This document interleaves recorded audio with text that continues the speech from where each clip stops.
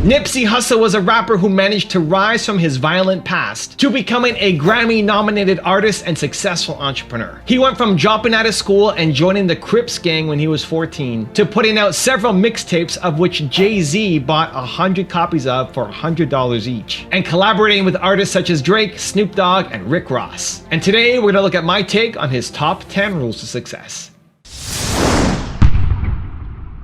Need motivation? Watch your top 10 on Believe Nation. Top 10, I got a top 10. Got my motivation high for my top 10. Gotta learn from the wise women and men. All my life, like 9 to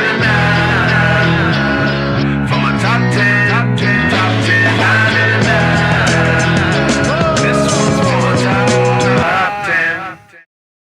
Hey, it's Carmichael, and you are probably the most ambitious person in your circle, but you know you're capable of more, and you get that push by surrounding yourself with the best. So today, let's learn from one of the best, Nipsey Hussle, and my take on his top 10 rules to success.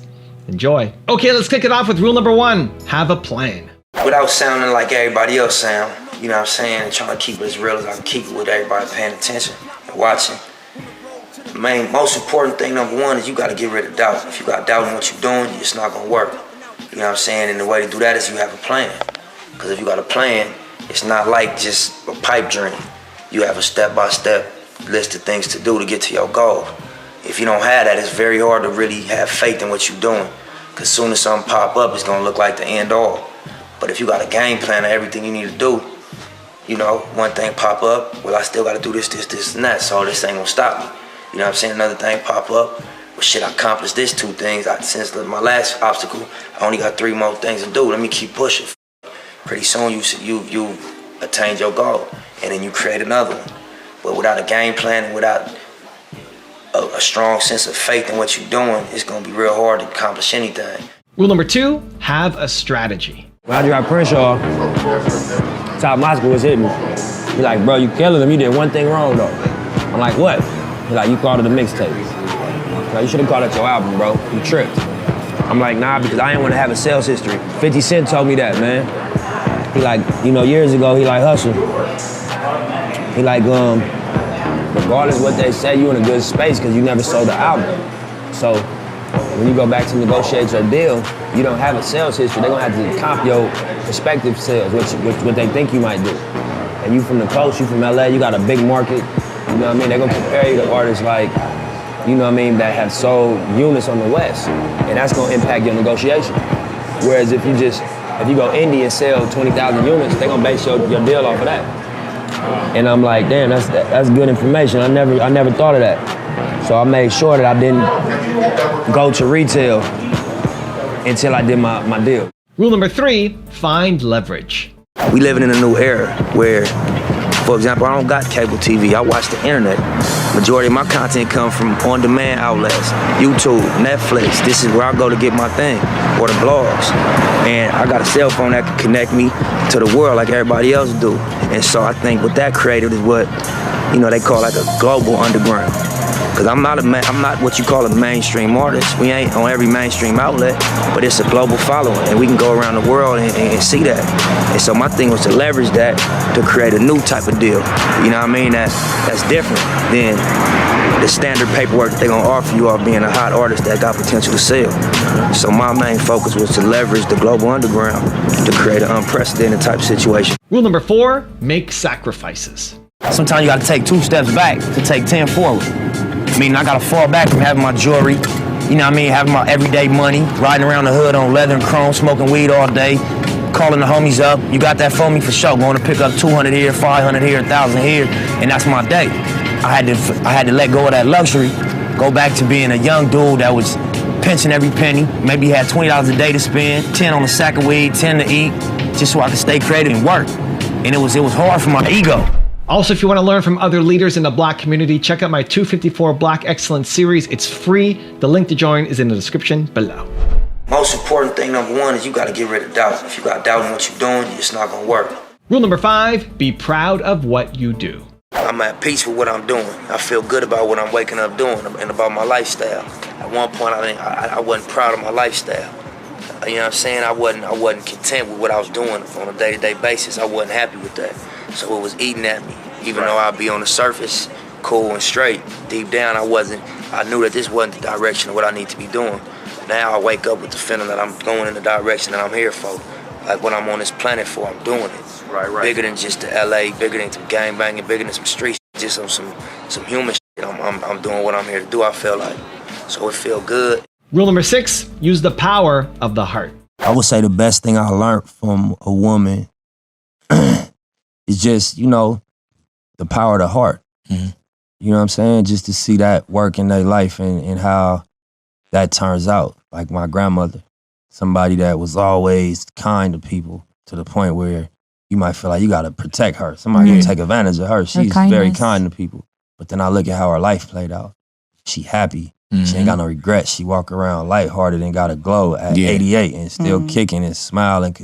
She not like a product of like meanness or just being when it could have been easy. Yeah, or just like, you be so strategic or so mental, but that ain't what how people interact. People interact off love. So you gotta take a little bit of this, a little bit of that, you know what I'm saying? Yeah, for sure, the balance. I came from like guard up. I came from like I'm suspect of people. Hell yeah. You know what I mean? What I came from the scandalous. Yeah. So my perception and my intent or my understanding of your angle. Intention. Yeah, I got my guard up, but then what I have learned from not only my grandma, but just, the women in my life is just the power, like, the heart. Rule number 7, live your dream.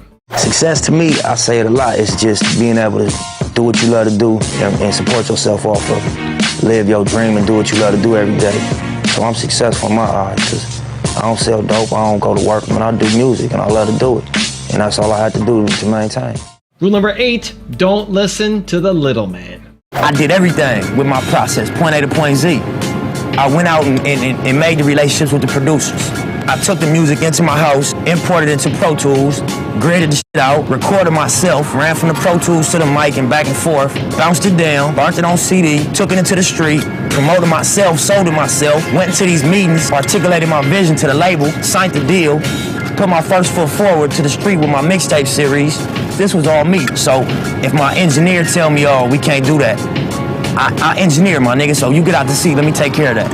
Or if my team say, oh, that's not gonna work. If you go to Queens or Manhattan or Brooklyn and you wanna go to every high school and surround their high schools and really do grassroots promotion, oh, that's not gonna connect. Well, you don't do it, then I'll do it, because I've done this and I know the effect it has. Rule number 9, keep evolving. I think if people have been following me, they've been knowing that I'm getting better every time I drop, every time something come out. Even if the project as a whole isn't better than the last one, they see my progression as an artist, and they see me, trying to evolve my craft, and taking my craft serious and putting like, the foundation of like the culture first, like lyrics, the truth, concepts, bars, basic rap shit that we grew up with. And rule number 10, the last one before a very special bonus clip, is don't alienate your brand. How'd you come up with the idea to really focus on your core fans? I think that's one of my like natural inclinations, just being a rap fan. Like I follow artists, and a lot of times I feel like I'm a real core one of their fans, and I get upset when they stray and try to go like do shit that's outside of, what I fuck with them for. I understand it because it turns for good business sometimes. But I'd be like, you didn't have to really do that, And it seemed like they always end up coming back to what they fans love them for. So I just thought, before I got in the game, I was like, I'm gonna be an artist that stick to my shit and really represent what I represent the whole way through, or do my best to, and try to find ways within that, to get the big looks and to get the singles and to get the shit that, turns for good business. But I never wanted to like alienate my brand for business. I always wanted to like keep it authentic and keep it as pure as I could. Now I've got a special bonus clip from Nipsey on how to focus on the people that I think you're gonna enjoy. But before that, it's time for the question of the day. I wanna know, how will you make yourself proud of what you do today? Let me know down in the comments below. And if you're still here watching and you promise, you commit, let's go Believe Nation. We don't just watch videos here, we do something about it. If you are gonna commit to taking action today, give me a hashtag Believe in the comments below. I want to celebrate you. I'm thinking about my people, you know, like I said, my supporters, and that's what I'm doing this for. I ain't gonna lie, I've been in the mindset of trying to, you know, please the label, and I've been there before. And my eureka moment, you know what I'm saying, when the light bulb came on, was like, them is middlemen, no disrespect. All of these outlets are middlemen to the people, you know what I'm saying. So if your process is from your creativity to the people, and your strategy is that, I think you're good.